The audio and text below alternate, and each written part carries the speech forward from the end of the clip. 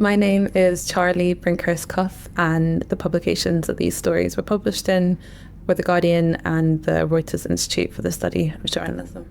Can you tell me what is the story that brought you to the Paulfoot Awards this year? So I started researching how the media reports on missing people and how we can improve our coverage for Reuters, and published a research paper with them, and then sort of summarised that for an opinion piece of The Guardian. And then I pitched a series of long-form articles also to The Guardian, looking into some of the issues that were kind of raised in my research. And specifically, I started with the story of a woman named Fiona Holm, who went missing in 2023, and her body still hasn't been found. The genesis of this story came some years ago, didn't it? I think you wrote about something that happened when you were working as a young reporter. Was it at the Times? Yeah, so I wasn't working as such, but I was on work experience, and I think it was in 2014 I was there, and I've spoken about this quite a lot actually in the past, but it is important context, I think, because it has genuinely shaped my whole career, this incident. Basically, I was on the news desk, and a news editor came in to the newsroom, and he sort of announced to the newsroom that there was a particular missing case that he wanted a reporter to cover. And the way in which he described the reasons for covering this case were based on the characteristics of the girl who'd gone missing. And he said that she was pretty, that she was middle class.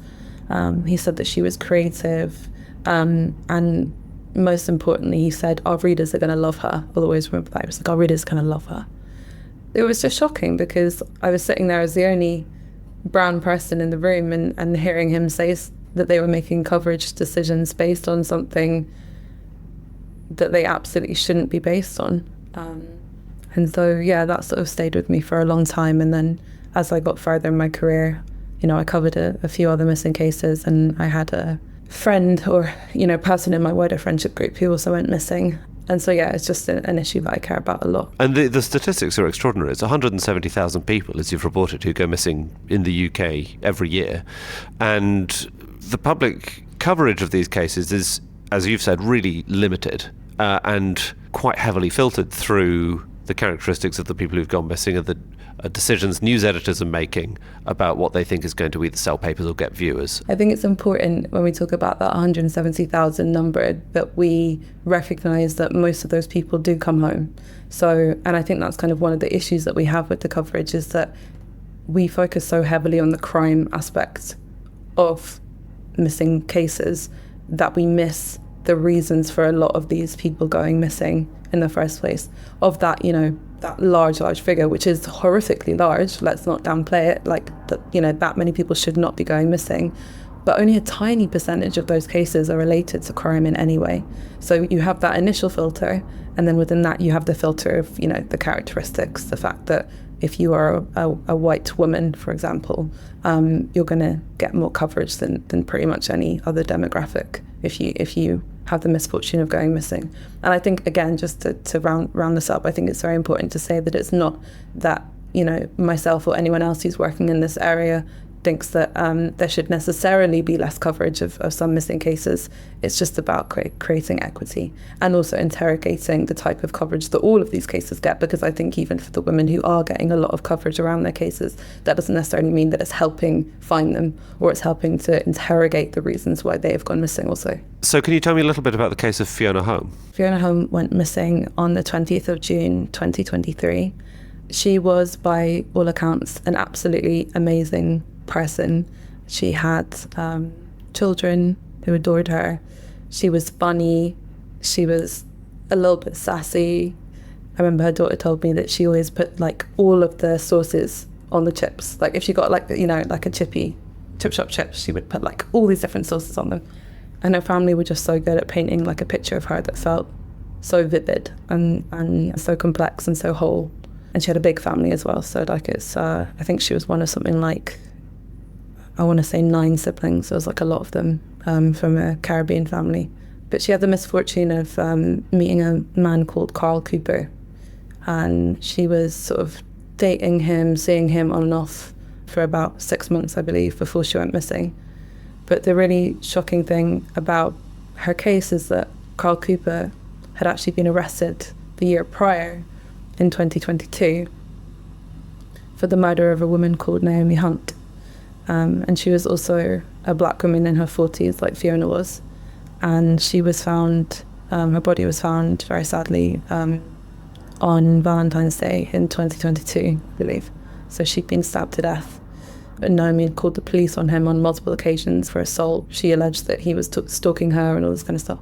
After she was found murdered, he was arrested and then let go. And then he started seeing Fiona, and she disappeared. And then the police really swiftly after that arrested him for the murder of both women. And so I sort of sat through the court case in summer of 2024, and he was ultimately convicted for both of their murders. But obviously there's these sort of gaping questions that emerged there. Why was it that he was arrested for Naomi's murder and then let go? Fiona also called the police on him on multiple occasions. She alleged that he attacked her with a screwdriver. I think she even showed the scars from that incident to her sister.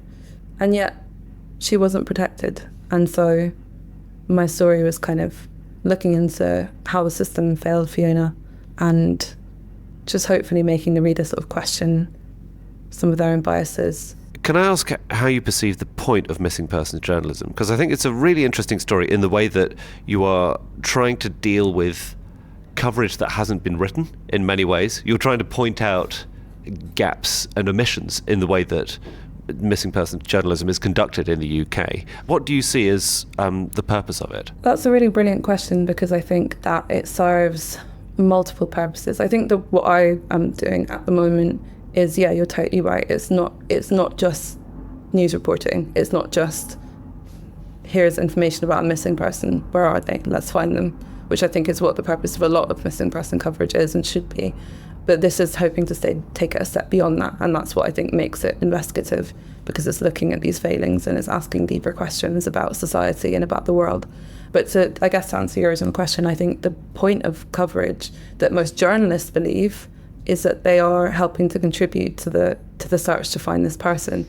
But unfortunately, the reality is that there's very limited statistical evidence showing that journalistic coverage is useful necessarily for helping find people. That doesn't mean that we shouldn't be doing it. We absolutely should. And there's lots of anecdotal evidence that sometimes our coverage can be helpful. But it does mean that we need to take a massive step back within our industry and question our sort of righteousness when we sort of move in ways that are quite unethical around telling these stories, and sort of can maybe sometimes congratulate ourselves for some of this coverage when actually, like, the moral imperative for it is not as clear-cut as you might presume. How do you think, I suspect there's a fairly obvious answer to this question, how do you think the media can improve their coverage of these cases? Well, Andy, I've written a whole spreadsheet for people to take a look at. I mean, I can list it, but let me read out maybe some top lines for you. Yeah. Just to choose 3 things I think that we can do a bit better. I think the first thing we can do is do a better job at respecting privacy and sensitivity. And so what I wrote is that everyone has got the right to be forgotten, and it could be hard, obviously, for journalists to get stories over the line without family and friends willing to give interviews, but approaches during times of crisis should absolutely be considerate, and often you'll find that they're not. And there are families that I've spoken to, both on and off the record, who've just told me about how traumatizing it was really to have journalists approach them in ways that lacked sensitivity. I think the second thing, and I think what I attempted to do with Fiona's story, is this idea of engaging with complex stories. So one thing that I heard again and again from reporters and sometimes from editors is that they're quite wary of stories where there's a history of, say, substance abuse, or where the person has gone missing before. There's a preference for stories where the disappearance is unusual, where there's a mystery and where there's suspected foul play. But what I've written here is that simple stories aren't always what the public want or need. And I think there's a real strong case to be made for looking at sort of some of these bigger, broader thematic stories that come out of those 170,000 people that go missing each year.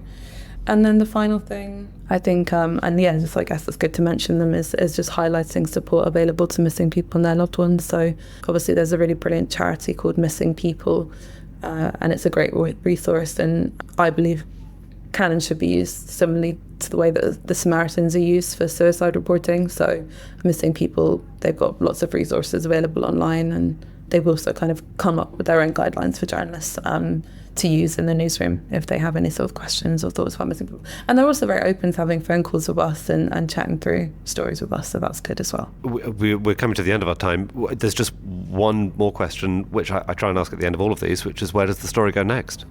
We're still awaiting the results of the IOPC investigation. You know, there were allegations of misconduct within the police service. That there was a particularly shocking thing, which is that after Fiona disappeared, an anonymous person called in to the police service and said, I believe that Carl Cooper has murdered Fiona and this is where he's buried her body.